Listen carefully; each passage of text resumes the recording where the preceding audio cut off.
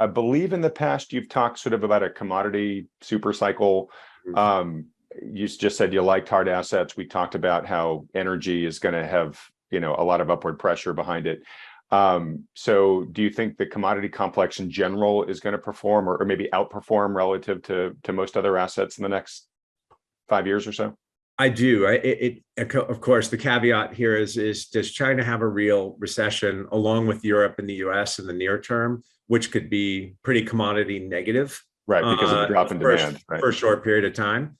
But yes, I believe over the next decade or so, you're going to see a commodity super cycle. I think this is the golden age for family office investing in hydrocarbons. I think that the inputs for the alternative energy marketplace, the silica, the lithium, everything that you need to extract from the earth to electrify the world's economies with alternative energy, those things aren't even close to being abundant enough to achieve the goals of 2030, 2040, 2050.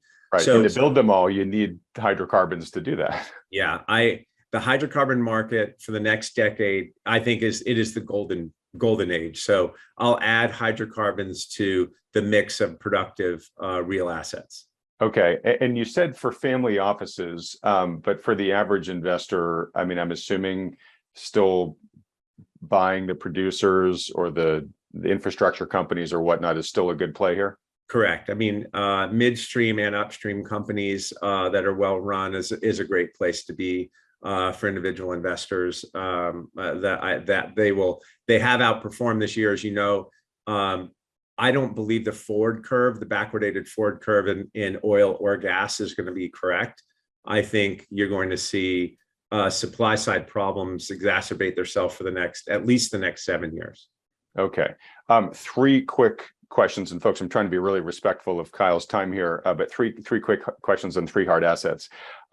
Gold. When you say protect yourself against, protect purchasing power of your capital, a lot of people's minds immediately go to gold. Gold, at least, is priced in dollars. It hasn't done poorly this year. I mean, it's down a little bit. It's kept its value, I guess.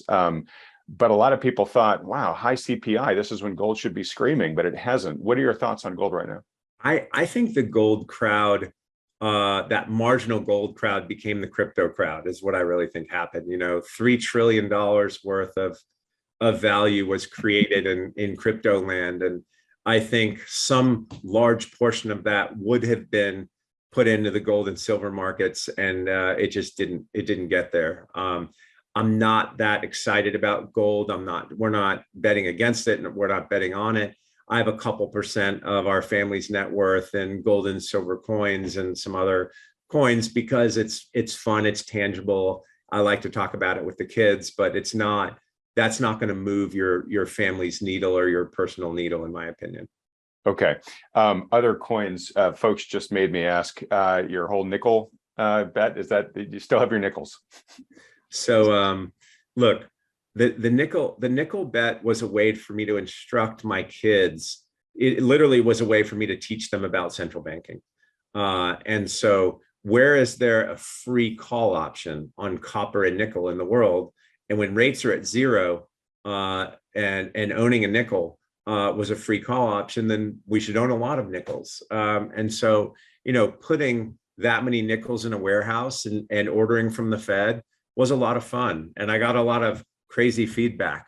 And again, not ever going to move my net worth dial, but it definitely had a permanent and lasting impression on my kids to understand how the printing press works and why there's a free option and how you think about deflation versus inflation.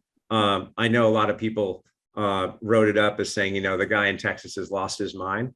These are teaching moments, and I never bought the nickels or got the nickels because I thought it was really going to, again, be a meaningful net worth indicator or barometer. It was just a teaching moment, and it was very effective. And what's funny, it was also a pretty good market teaching moment and made people think.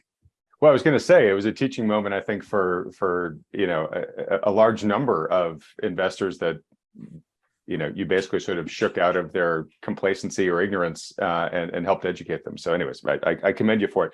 If you enjoyed this video clip, click here to watch another one you should like.